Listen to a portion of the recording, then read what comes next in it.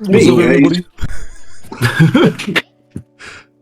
We're talking about a very important topic that's happened recently in the game. We're talking about a game called Mixtape, which The hottest piece of garbage you'll ever see. by any other definition, Mixtape might actually be a video game. So I don't know what your definition of a video game is, right? But it clearly meets some sort of standard to be a video game, right? So yeah, it's a video game, but we wouldn't be talking about this video game if it didn't get a 10 out of 10 by IGN. That's the big conundrum with this. Well, if you guys want, you guys can start, or I can start off. Well, what do you think about the mixtape thing so far? All right. So who's starting off with this little discussion about this wonderful game? Well, how much do you all know about the game and how much it's done and whatever? I have heard And like that who it's around made by. Like what's the general thing that you guys have about this game? 3 hours of air quotes gameplay. Yeah, And game yeah. it was funded by the most illiterate piece of shit that I've had the displeasure of reading about. Literally. Yeah. Okay, I don't know where you got that one, but okay. Illiterate's a bit crazy. It seemed very odd that this person was making a video about this kind of topic. Oh, you mean like they're not culturally literate? That's what you mean. Yeah, I mean, Or do you mean like actually they're illiterate? I also meant it in like the insulting way, but Oh, okay. yeah, but like it just seems a little tone deaf, if that's the correct word. It's basically like she's being funded by her rich as fuck dad. Yeah. And then she's talking about how she wants to break free from the what is it, the expectations of parents or some shit. I don't know, dude. It just seems, I believe that's one of the characters, yeah. Yeah, it just seems goofy. What about you, Michael? What do you know about the game so far? Like in the game itself, like I didn't play the game because I refused to buy it. I did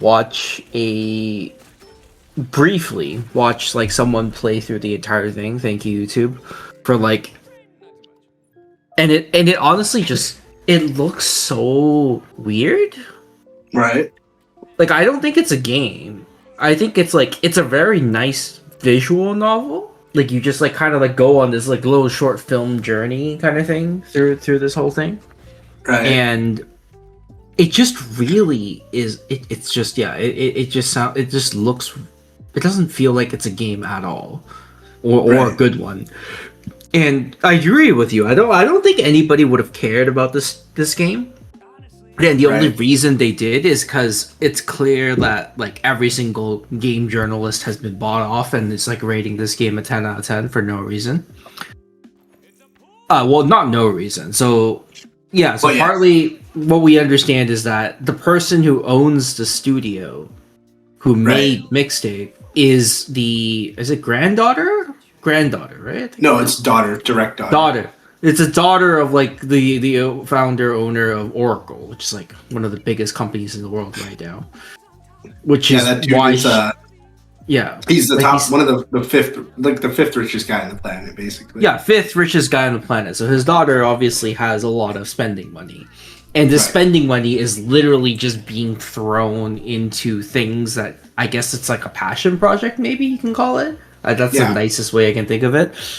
And yeah, like, I mean, it really goes back to what we were saying before about like game journalism, and it's just like, yeah, like how do you take them seriously when they can be bought off this badly? Dude, these topics are always about.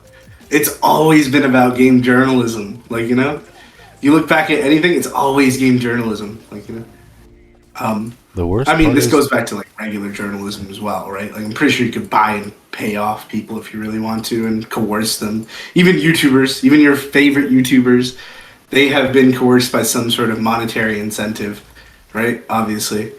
Even if you think like you haven't been coerced, like, you know, pre-order bonuses are a thing. That's coercion, kind of, like, you know. but we're all coerced somehow. But you would think that an entity that is responsible for telling you how good something is should be biased, or should be unbiased. Sorry, not biased. Should totally be unbiased, but. Yeah, like that's the thing, right? Like we as consumers can have our own biases. We can be coerced with money. Like that's just normal consumer behavior, right? That's nothing new in society. The issue is there are journalists in theory are supposed to be people who are in some way, I wouldn't call them experts, but they're supposed to have a respected opinion about these games and to give a fair viewpoint, right? Like there's a reason why people mock Fox News, for example, is because Fox News usually serves a certain agenda and no one takes them particularly seriously, right? Like in a certain sense, like unbiased, as close to unbiased as possible is one of the key points of being a journalist. And if you can be bought out like this obviously, then it tells me that your opinion is not motivated by what you think is whether the game is good or bad, but just how much you're being paid for it. Right. About that, what is a level of coercion for you guys, I guess? Like, what in your mind is something that pushes people into making, like, a favorable decision? Like, how much... Do you think it's just monetary, or do you think I could be like, hey, I'll give you, like, a pair of headphones with the game or something? Like, or, like, some any sort of benefit, traps, right? Any sort of benefit, anything, even publicity is like coercion in a way, right? Well, even connection, right? Even connections, okay. It's like business people do that, right? It's like, hey, I'll give you a good deal now. You introduce me to your friends and family, so that I can get more business, right? Like that's just a very, very basic version of it. It's not coercion. Coercion is more like a threat, right? Like I'm not threatening anybody at this point, right? But it's more of like using this as a benefit, as like a carrot, right? To kind of like tempt you to my purpose or my cause more than others, right? Right. Yeah, and also with what could be causing the journalist to be swayed easily is it's possible that this girl, or whoever the studio she decided to fund, maybe they did offer some truly ludicrous amounts of monetary value to the bribe. Enough money can change a lot of people's tunes real quick. Like those those jokey kind of memes where it's like you earn $100,000 but you have to slap your wife, and then it's like, honey, get the ice ready. Yeah. So like, I don't know, dude. It really is. That really is what it comes down to. So, yeah. I have heard that this is the same guy, or the guy who reviewed this, also did something with Cuphead. I think he was the guy who couldn't. I don't remember. I don't think that's true. I think that's. Yeah, he also said the game is good, and everyone just laughed at him, saying like, "You're the idiot who couldn't even complete the tutorial. I don't know why you're putting your opinion out here for some reason." Do people still follow that guy, if only to roast him? I mean, I don't know. Like I just saw him appear on the feed somewhere, and then on Twitter, and he's just like, "Yeah, like this game is really good." And then some other person just like tweeted back saying like, "Yeah, like aren't you the guy who couldn't even complete a tutorial? Like what? Like basically, why are you talking?" Mm-hmm. Oh, there's another perspective that I did hear from one of my friends. Okay. He told me that, like, before we even go on with this, because I don't know how you guys feel about this one, the perspective is, why even give a shit about games journalism in the first place? Who cares that they gave it a 10? Are we taking IGN seriously? Should we take IGN seriously? Like, who gives a fuck what this games journal says? Like, we should just play games because we enjoy the way they look or what they are, right? Why do we care? I think it's mostly because games are so expensive now. People look to journalism and reviews. I mean, I do think there is a core audience of normie gamers, right, that do look for reviews, and they're probably like, oh, I want the 10 out of 10. But okay, whatever. They're like the people that get easily lured in by marketing, right? Okay, Mixtape is a 10 out of 10. Who cares? Nobody else is going to consider it a 10 out of 10. Right? Do I consider a 10 out of 10? Hell no, right? But then again, I don't even consider Telltale games that good. Okay?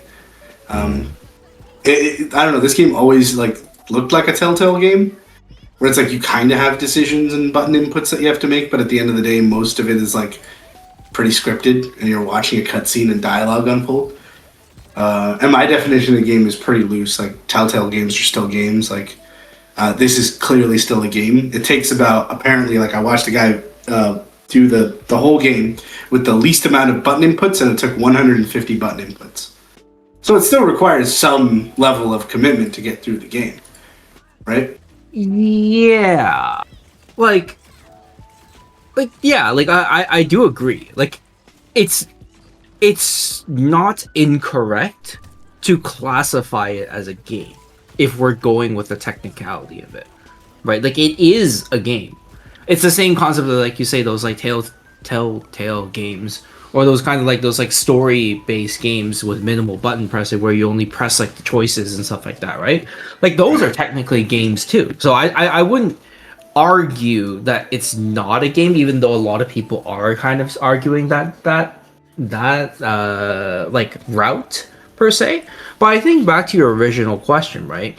I think the reason why people, at least in gaming, are more particularly annoyed at journalism is because journalism, there's two reasons. I think the first thing is, like, journalism used to actually be decent, right? People actually, long before, you know, like, some people who are listening to this will never remember this, but they're long before the internet became like a huge and popular, easily accessible thing, people actually trusted game magazines to recommend games to them, right? Like, this game is really good and is written by some dude who actually is passionate about gaming, who did play the game to a certain degree, and say, I recommend this because it's really good. Yeah, right. Now, that world is gone, basically. Now anyone with a mic can just post. Yeah, now they're YouTubers, right? Like, there's the Angry Joe, there's like all these other people who are reviewing games of different types. Like, they will give you their opinion for it, right? Mm-hmm. But I think the other part that is, I guess, more why people are more vocal about this is because game journalism has become way more annoying over the last few years, where, like, a lot of people who are trying to push certain agendas have, you can say, infiltrated or, like, you know, started going into game journalism and using that as a method of spreading their message, and, like, in a way sometimes being combative to players, right? Like, there are been articles like, oh, if you don't like this game, there's something wrong with you, or if you support this game, there's something wrong with you. Like, you know, like, they're trying to kind of like be some like annoying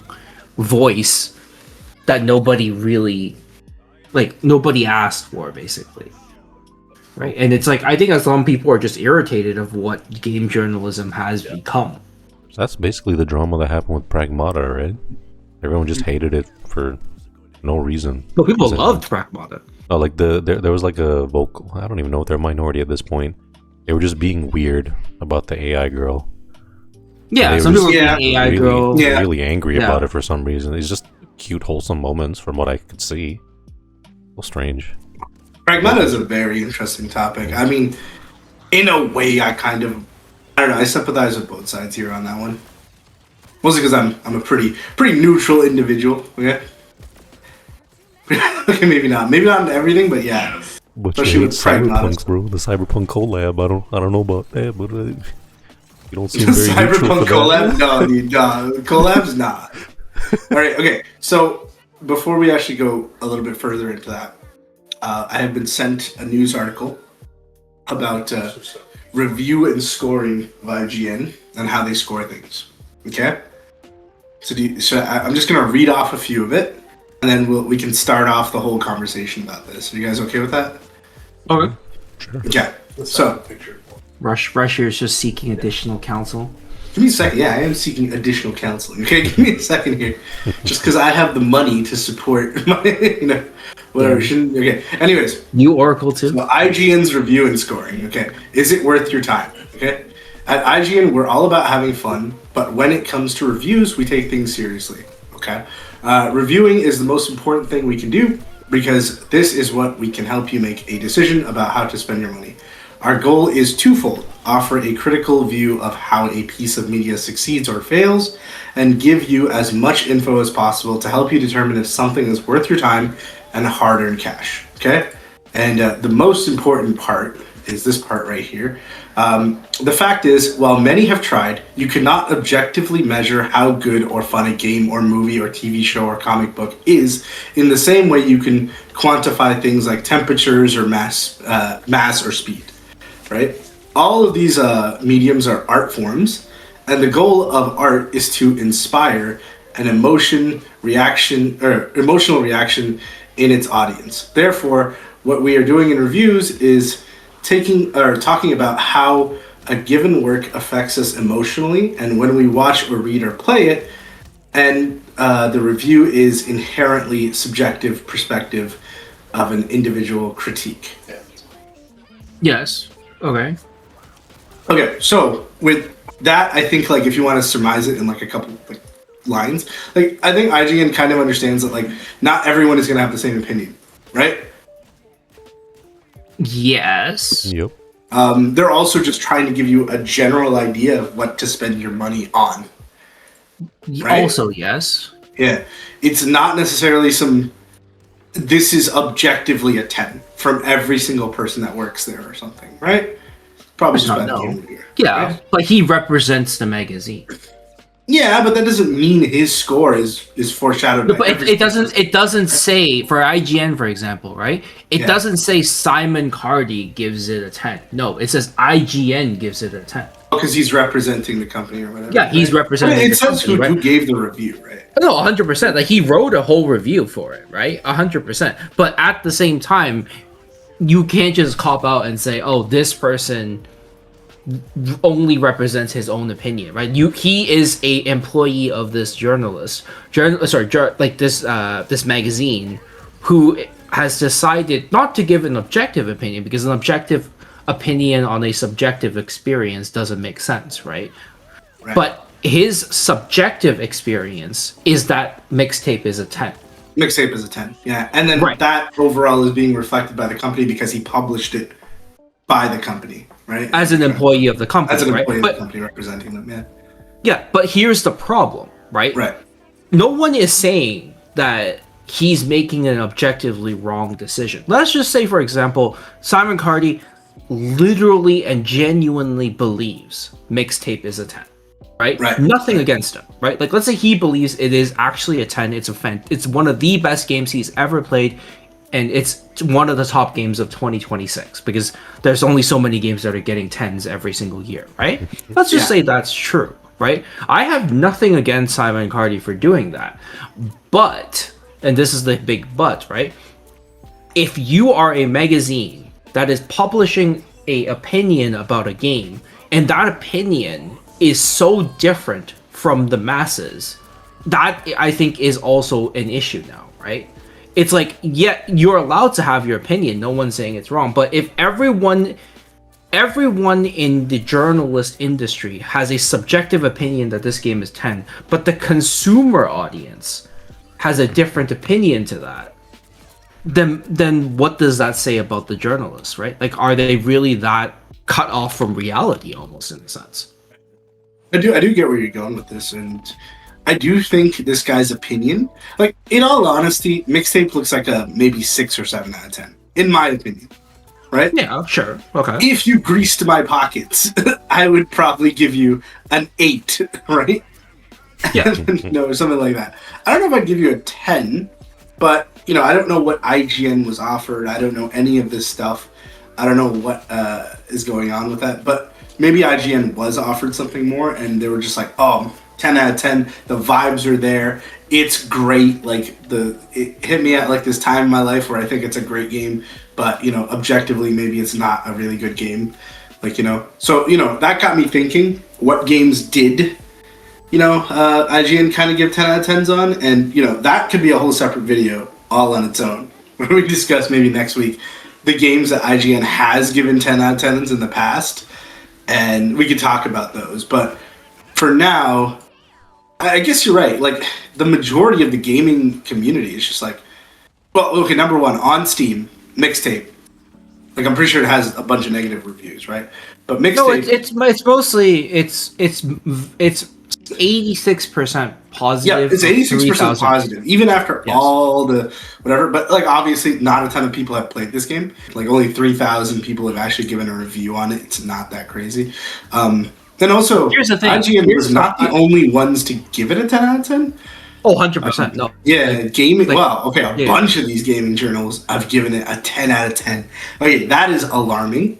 Except for GameSpot. GameSpot just can't be bought. 9 out of 10 for GameSpot. GameSpot can only be bought so much, is what we're trying to say. Playfront, 9.6. And Gaming Cypher, yeah, these guys weren't paid enough. But GameSpot is huge, so I'm guessing they were just like, no. Yeah, like most of these are the ones I don't even know they exist. Like, no offense, but like Hobby Colossus, I've never heard. Vortex, like Xbox Tavern. Well played. I've never heard of it. Yeah, I've never heard of any. I have no idea who these people are. But like, it could be some dude's Scream name. Staviver. But here's the thing, right? Mm-hmm. Even if you actually read the Steam reviews, like not all of them, right? Yeah. Most of the people are basically where you are at, right? Or they're saying, I recommend this game, but I will tell you this game is roughly a 6. Right? Like, it's buy it on sale, basically. It's not bad. It's just not amazing. But it's not bad enough that I would say don't buy it, but I would say buy it when it's on sale. It's literally like a short playtime little journey of coming of age, which is what Mixtape is basically about, right? Like, everyone agrees. And again, I don't think this game deserves to be negative in terms of Steam reviews. I just don't think it does. It's not garbage. It's not unplayable. It's not like, there are worse games in the market. Just put it that way, right? But the issue now becomes like, what happens when you have a gaming journalism industry that seems to be, subjectively very different from the consumer business, right? That's where the issue is. Honestly, whenever you say stuff like that, right, and this is gonna sound really weird and like philosophical and shit, but it's touching on like some really messed up topics for me, which is, I think we as gamers are no longer the demographic. Like, we as like hardcore, not hardcore, I wouldn't even say hardcore. We as just gamers from the old age, not even gamers of the old age, we're not even that old. But what I mean is, like, people that spend a good amount of time on the internet and like play games like a bunch of times with their friends and stuff, right? Like, I think we're slowly starting to not be that demographic, right? And that's like a dark reality of the situation, maybe.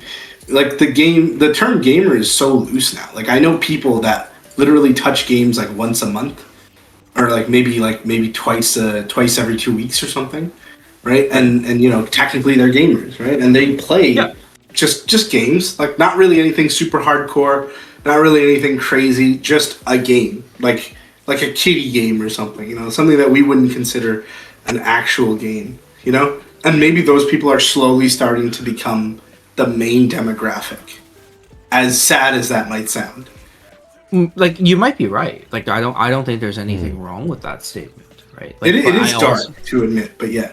It's not dark. It's just, again, like, the market will always change in any industry, right? For sure. But what I'm saying is, like, even with, and like, Steam is not catered to only, it's like, only people ages X above only use Steam. All the young people go on, like, some other platform, right? Steam is pretty much everyone's go-to for PC games nowadays, right? Like, they don't have a monopoly, but it's pretty damn close at this point, right?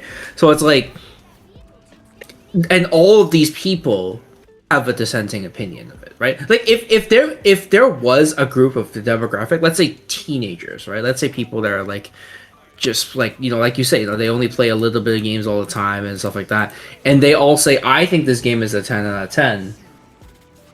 Yeah, like, maybe it is just a game not built for our demographic, right? And I truly think that is possible.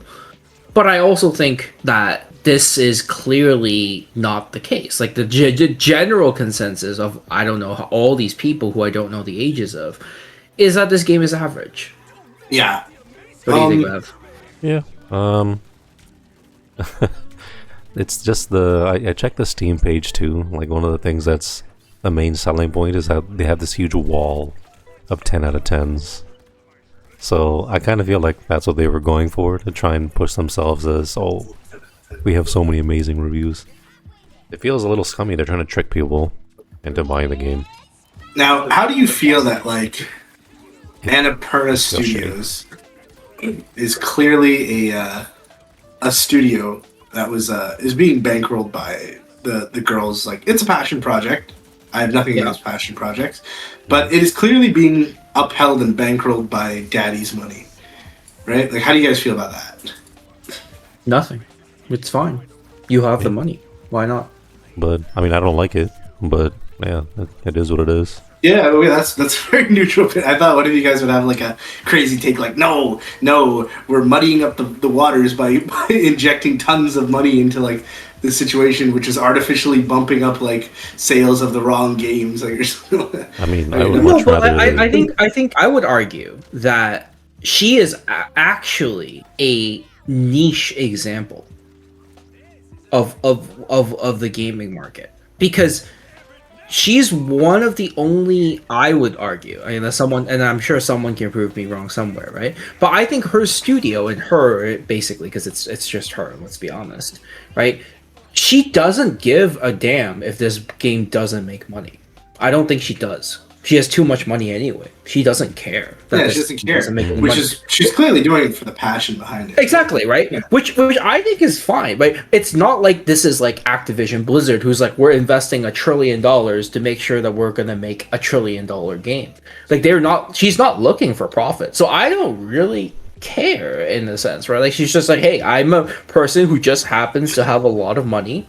I'm going to just build a game that I feel really strongly about. I'm like, hey, good for you, right? Like, and I don't think ultimately that, you know, as much as like whatever this game is, I don't really care. I think my issue more is not about Mixtape, but about the journalism. Yeah, it really does come to the journalism, and I don't want to bring the nasty word in here, which is Gamergate, right? But if we just stuck to the fact that, like, without anyone co-opting it, and if we just stuck to the fact that games journalism was a problem because there's so many people with their like pockets and like people like trying to get favorable reviews by doing like stuff, whatever it is, you know, like, and we just kept it pure and what it was, like, fuck, we would have been somewhere with Gamergate, but like, you know, obviously that happened, and I think now people are starting to be like, hey, you know, with the power of the internet, they can totally see like, hey, this is bankrolled by someone who's very, very rich and wealthy, and all the people that have been reviewing it are giving it 10 out of 10s, and they've been given kickbacks, like, somehow. Like, you know what I mean? So we need to really get some more standards in game journalism here, which could be a good thing overall for us, right?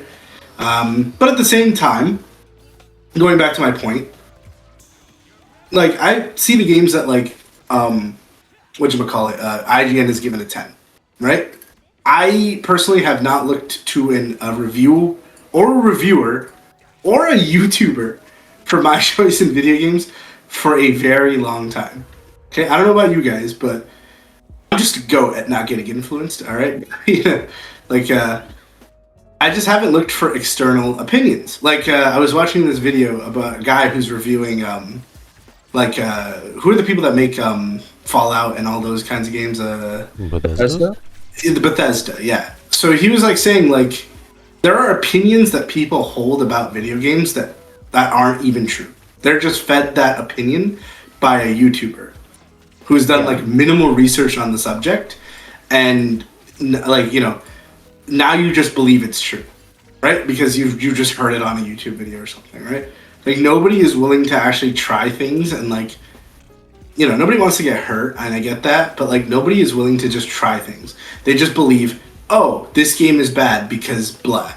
Bad, like, an example he made was, what's that one game Bethesda's making with the flights, or not the flights, the jets that's taking like forever or whatever? Spaceships. It's out already, no? Yeah, that's out, right? Like, Starfield. Yeah. So apparently someone misquoted like a video or something, and they basically said like, Bethesda doesn't have a unified design document, right? That's why everything in Starfield looks like it was cobbled together by different designers, because they don't have a unified document. Okay, when that's not what the guy said in the video, that's just been parroted by everyone. Like, we all have opinions of Starfield. I have an opinion of Starfield, but I never even played Starfield, right? One of those opinions was that it didn't have like a unified design document. But the other one was like, it's eternally in development. I don't know why, and I think that's a bad game. But is it actually? Like, we don't know. Says the one who's not influenced by other people, but okay. Yeah, true. It's just that it's a very real investment to try out games, Like these days, if you want to get a game that's been just released in Canada, it's $93 or more after tax. Yeah. Oh wait, no, if it's $89.99, I think it's more like 105-ish, somewhere around there.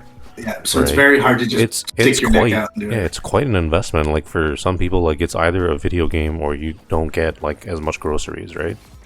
So you can't really like stick your neck out anymore like you were able to before.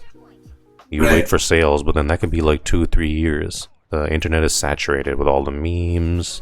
People find something super cute, like, Pragmata, right? Imagine you really love those kinds of games that have a little bit of action, super wholesome shit. But then Pragmata's been out for like 1 or 2 months now? Everything has just been social media'd to oblivion. You don't get to experience that for the first time. Not really. Oh man, dude. Not really. Trust me, if I could go back to being a kid and play video games again. So many games. Like MMOs mostly. If we could all just be kids playing MMOs again, I'd be in the best place ever. Because now it's not about fucking playing games anymore. It's not about discovering something new. It's about going on YouTube and finding what the best build is at the best time. The discovery process has completely been eliminated. You're right. Fun and adventure is no longer a thing because everything's been like fucking streamlined and put on YouTube by some sort of guide. Yeah. And everybody's trying to be the best of the best for some reason at a game. Although I have to admit, lately, those really obscure, like treasures. Like maybe you're trying to find the one last Makoko seed in fucking Lost Ark or something. You need a guide, right? But those, like other than that, those guys are fine because you're trying to achieve something. But what I mean is I do when you first when we first played Vindictus, right?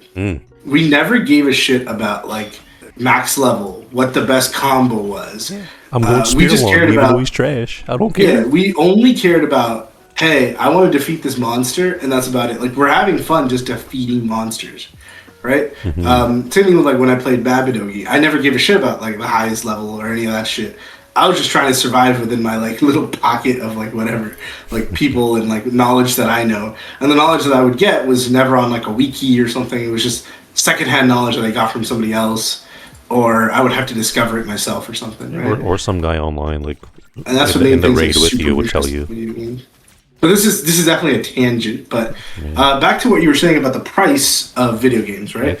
So Annapurna has at least given us Mixtape for 20. How much is it? It's not that expensive. I think it's $30.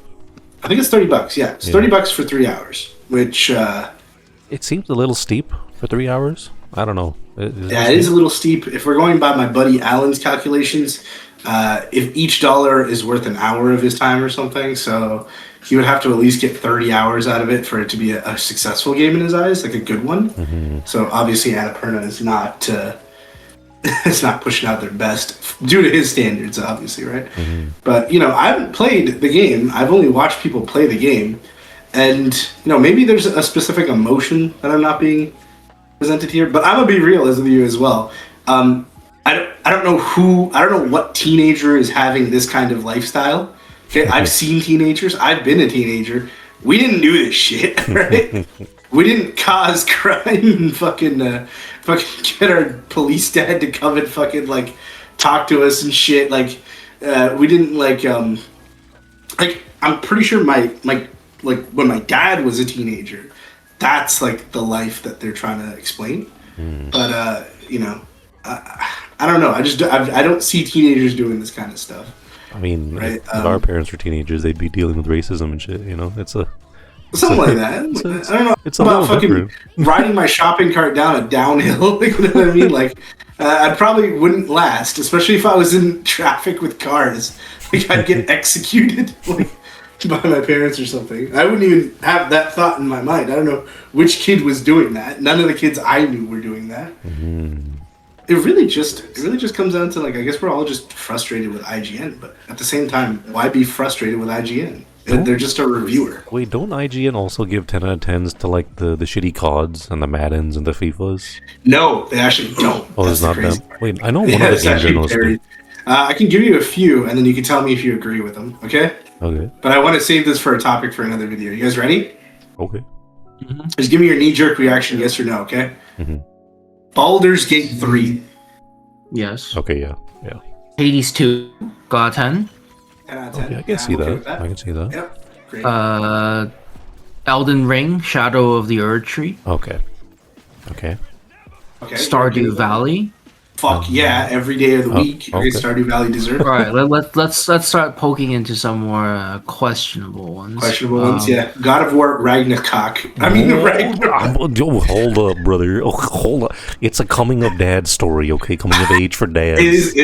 I'm gonna say it is a 10 because it actually sold a fuck ton. It sold the most video games per unit sold or some shit in the first day that it was released. Hell yeah, bro. Which is impressive. Yeah. That's pretty good. Okay.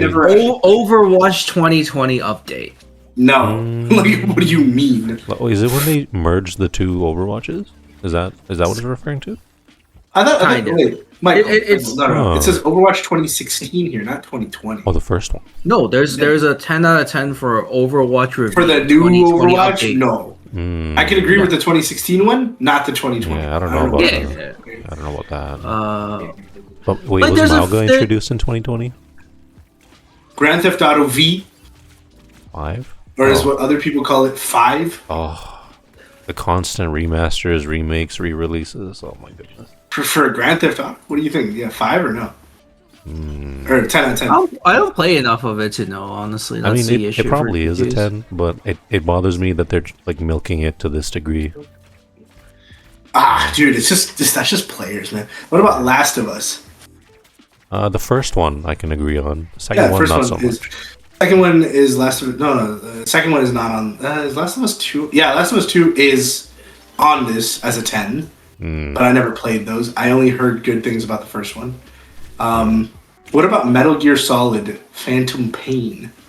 Is that the one with the shitty zombies and like the glitchy walls and stuff? Is it that one? I know, I have not played it. Oh, okay. Okay. But I know what Phantom Pain is now because of it. It's like you guys know what Phantom Pain is?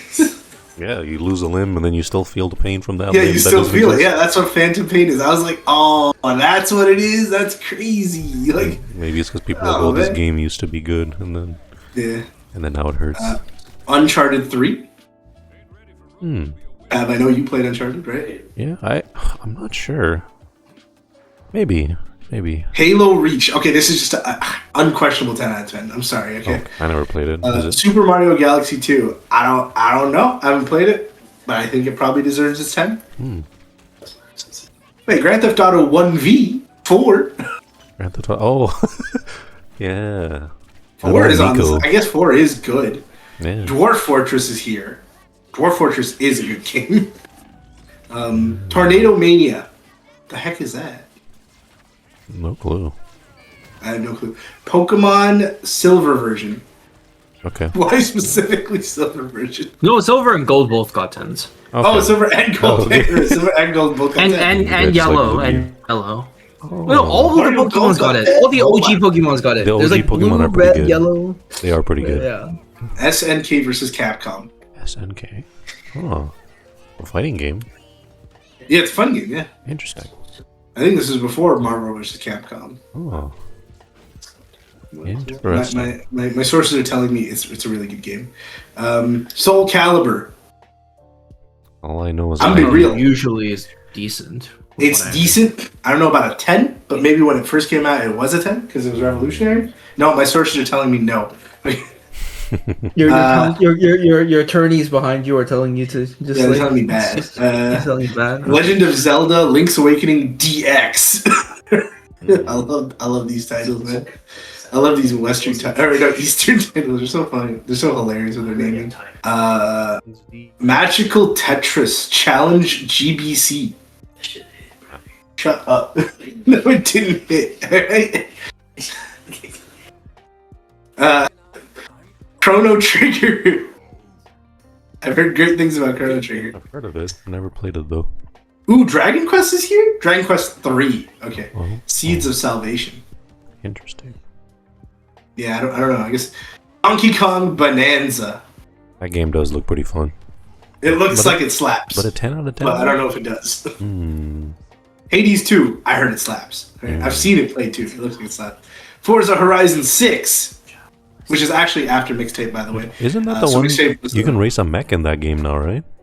Forza Horizon 6? It just came out. You can raise a Gundam. It's actually you can raise a Gundam in this game? That's so cool. Yes, 10 out of 10. 10 out of 10. Shut that. 10 out of 10. What is Joust? Alright, we're not going to talk about Joust. Wait a minute. Two God of War, like the regular God of War, and God of War Ragnarok got 10. Hell yeah, dude. They both got 10. I'm okay. Well, I think that. the point stands, right? Like I think like most of their 10s are decent. They are pretty decent. I think they're pretty decent. Yeah. So it's like it's not that they're incapable. Like they're not like completely incompetent people who can't give good reviews. But you can also see that if you look at all of those games and then you put Mixtape in there, it's like it does not match at all. Like there's some sort of discrepancy there, and it's like I don't know what it's called, but like it definitely doesn't look like the correct number. Mm-hmm. What if IGN is trying to get like 10 out of 10 in different categories, right? I wonder if they're just trying to get make this girl like one of their permanent sponsors or some shit. Because just endless. Well, I'm 90% sure that is what's gonna happen here, right, Bev? Like, and dude, you know how all these like journalists, they all shelled out, right, for this game. The thing that bothers me is just after a few months, like maybe they can gaslight their audience, be like, oh, we truly did think Mixtape was 10 out of 10, and then people are gonna forget and they're just gonna come crawling back. And they're gonna be like, oh, IGN said this about this game, blah blah blah blah blah. Oh, where they retroactively change like their stuff and whatever. And just gaslight the audience, and then suddenly it's as if nothing happened. Like that certain. I think that's the thing, right? Like I think game journalism in itself is just dying, right? So it's like this basically just accelerates them into dying.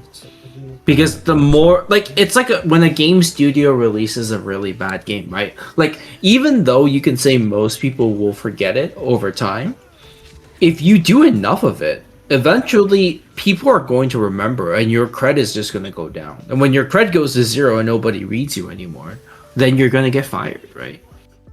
Yeah, eventually the market will correct itself. But now here's the thing, right? It'll be in our lifetime. Let's say IGN is owned by a very, or not owned, but being bankrolled by a very wealthy person who doesn't want to see their son's or daughter's passion project being messed with, right? So it's hard for the market to correct itself on that kind of behavior, right? Just like how you can't correct Annapurna Games or whatever because you it will always just be in business. Because it's being is there a magazine that's being bankrolled right now? I don't know what the investors of IGN are, but what I'm trying to say is how do we know that the person who owns IGN just isn't so wealthy that it doesn't matter what kind of criticism the guy gets, he just is above it, it doesn't matter how much they rake in. Yeah, but again, I would say that again, I'm going to say that Anna is a very, very niche example who has way too much money and doesn't care about profits. I think the majority of the market are people who may have a lot of money, but ultimately to a certain degree cares about money and profit. So if they bankroll a magazine and it does it just bleeds money every single year, because just either no one reads it, they don't get enough traffic, whatever it is, right? They're going to close it. Unless it's another little passion project of someone saying, I have way too much money, I don't care how much money it takes to maintain this magazine, or website or company. I'm just gonna keep doing it because I have money and I don't care, right? And yeah, of course they'll survive, right? But I think for the majority, I don't think every single one of these are being bankrolled, and eventually most of them are going to collapse, right? I wish this girl funded some other video games that deserve sequels instead. You know what, babe? You're right. Well, it's a passion project, so you can't really get her to do it. Yeah. I wish. I mean, like, what? If only she was passionate about like the next God of War. Titanfall 2, baby. Oh. What do you mean? Titanfall 3, dude. Titanfall 3. Yeah, you're right. The real one this time, not Highguard. It's extremely unlikely. I wish I had that kind of money to throw around. We all wish we were rich, man. But you know, maybe there's some merit in being poor, because like even now, IGN. I'm just searching this from similarweb.com, but IGN apparently has a lot of visitors. Yeah, it does probably. Like IGN, like last month, almost hit 1 million visitors. Probably because it's probably because of Mixtape. Yeah, it really probably is. Everyone clicking the IGN review, like, what the fudge, and then they're all like scouring their website. Like, yeah, but they only dropped 10% this month so far. They have 83 million people, and even before that, on February, they had roughly the same numbers, like 70 probably. Well, I guess like, maybe my theory is correct that like people really do value games journalism, and if that is true, then we do need to keep it pure. You know what I'm saying? Free from the criminal undermine of funding. Yeah. Right? But then again, like I guess this opens another can of worms, right? It's like there have been stories where companies are incentivized to rate a game really high because if they don't get access to the next game. Right. And it's like I feel like I'm okay with, like, if IGN came out, right, tomorrow, and they told me, like, hey, we're giving this game a 10 out of 10, right? And they have a disclaimer that says, we are giving this game a favorable review based on all these things we have received, and also the fact that the company has said, we will not do another collab with you if we don't get a favorable review. Okay, who's going to do that? They're never going to do that. Someone with integrity, brother. But you know, it's like a politician saying, "I'm gonna vote for a certain thing because a company has paid me a little bit of money and threatened to kill my family if I don't." Threatened to kill my family. Like who? Yeah, that's an honest politician. It's also gonna be a dead one. I'm just saying, if IGN came out tomorrow and they're like, "Yeah, we need money to keep up our company, so we did this." Right, and like, you know, this is the reason why we did it. I'd be okay with it. I'd be like, okay, that's fair. Rather than sitting there and lying to me, they would get sued for defamation.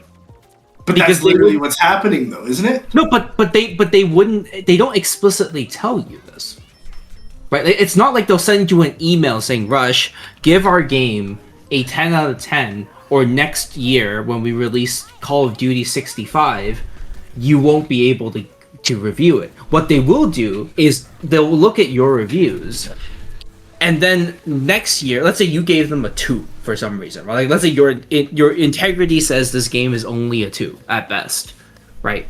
The next year, what they'll do is they just won't send you a review copy of it, and everyone else will get a review copy of it. So anyone who's looking for the latest review on Call of Duty 64 is going to visit other sites instead of yours because you don't have a review yet because you didn't get a copy.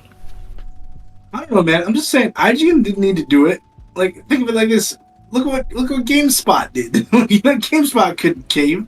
GameSpot was like, you can't pay us enough to give you a 10. Like, you know, all you're getting from us is a 9. Like, you know, so clearly there is a way to maneuver around that field, right? To a certain degree, yes. Yeah, maybe IGN was just like, but can we agree that if you think the game is a 6, giving it a 9 is still kind of stretching it? Right, it is, yes. Right, let's not even talk 10 for a second. Right? But definitely giving it a 9 is better than giving it a 10, right? Giving it a 9 is at least like, this game has faults. 10 is kind of like, you're on the precipice of like godhood here. You're standing with the giants at 10, you know? I agree. But then again, I agree, but pretty only sure like everyone marginally. said, okay. I'm pretty sure everyone gave Titanfall a 9, and then again, I consider that game one of the giants. So yes, that's exactly why. God, why do I always forget this? Well, that's exactly why High Guard failed. Fuck, dude. It wouldn't have failed if High Guard had a very wealthy bank donor that's willing to fucking bankroll the company, you know? Yeah, dude. No, High Guard just like High Guard was just unfortunate. It got too much hype for no reason. It did. It got unwanted attention that just crashed into the ground. Yeah. I do appreciate High Guard, like I said. I appreciate that they tried something and it didn't work. I don't appreciate that, like, we can't have any new things because, the community just sucks ass sometimes. And if High Guard literally was like, guys, we're going to fix this game, I still don't think people would have been okay with it. Well, okay, but here's the thing. I don't think they anticipated that they were going to do that badly. Maybe. Yeah. Because there are games out there that are like we are like in a way budgeted ourselves where at post release we're gonna have X amount of time for content, like at least like a year or two, right? And if after 2 years we're still seeing absolutely no improvements, even when we're spending money to push content out for people, then we're gonna close the game down. Yeah, right? obviously. Right. But like High Guard lasted what, like 40 days or something like that? Yeah, 40 like, days and they died. Like they're like, okay, they looked at it, they're like, okay, yeah, like it's not making the money we want, and therefore it's going to get like that's the problem is apparently there is something in the market right now where companies are always just betting on these like little games exploding. And if they don't explode, we're just gonna close everything down and make the next one. Right? It's like rolling. It's like literally rolling on a gacha, except you're building a game. Yeah, that makes sense. Yeah. It's like if I roll this and it's like a common, I'm just gonna discard it. We're gonna roll for the next one. Okay. Oh! I rolled the next Fortnite. I rolled the next GTA. Okay, I'm making so much money, I don't care anymore. Right. That's the issue right now. Like they don't care about the sustainability of a game. They care about whether it explodes. And if it does, it's great. And if it doesn't, well, we just make the next one. That is the problem with bandwagoning instead of actually having a good idea. Live service isn't the best to bandwagon on. That is how companies are also made too. There's like a bunch of ideas, you throw them into the ether, whatever kind of sticks, even if it's a good idea. Like it may not stick because it just doesn't have the right level of marketing or something, but right, it's just how it is, I guess. Like, you look for a success and then you build on that success. And, well, I mean, that was a good conversation about Mixtape, but I think we all have pretty reasonable takes on Mixtape. Like, we're not angry at Mixtape the game. We're more angry at the fact that it got a 10 out of 10. Like, Yeah. I think that's probably the fairest thing to say. Like, I don't like whether we objectively think Mixtape is a good or bad game is irrelevant. That is kind of more just our subjective opinion. Just like, IGN and whatever, sure. Right? But the fact of the matter is that all these people gave them a 10 when the majority of the customers are not clearly interested in giving them that same of a score tells me that there's a huge disjointedness in understanding, and that disjointedness is like troubling, right? Because if you're like if your viewpoints are so different from your consumers, there is a problem. It's a breach of trust. Yeah. I mean, if there was any trust to begin with. Trust. Yeah, that is the not trust. It's not even like like kind of trust in a way. Like I can't trust your opinion because it doesn't make any damn sense. Mm-hmm. That is an issue. But yeah, that is one of the issues about Mixtape. But game journalism is. I think that is an interesting topic of like what games are ranked in the 10, and like do we actually feel like it deserves to be a 10? Honestly. That, I think, would be a great topic for next week. But we need to have more people on that actually know more about games. Mm-hmm. Like, I'm not saying we don't. I'm just saying we need a wider variety of games to be covered, right? We need like a whole literal brawl of like people who are just like screaming at each other saying this deserves it and this doesn't deserve it. Yeah, we just need a bunch of people that have played a bunch of these games. I know a person that's played a couple of these games, so that'll be perfect. But yeah, I think that's a perfect topic for next week. Yeah. Ooh. Another big thing I wanted to say before we close out the video is stop letting people judge what you should fucking play. All right, go and make that decision for yourself. Take the risk. Money's cheap. But anyways, hey, you just need a billionaire. You just need a billionaire father, dude. It's just that easy. Just be born. Do you have like $1 trillion as well? Like, no, what I'm saying is Steam literally gives you 2 hours to figure out if you like a game or not, right? You know. Yes, goated. Thank you. Yes, amazing stuff. Use that. It's like use the tools at your disposal. Stop listening to fucking Asmod Gold and fucking like anybody else. Okay, not even just him. I'm not saying he's a bad YouTuber. I think he's a great YouTuber. I just think stop listening to people for an opinion that you should have yourself on a subject. Right? Definitely don't listen to her. Not that. Definitely guy. don't. I didn't want to mention it. Definitely don't. Okay.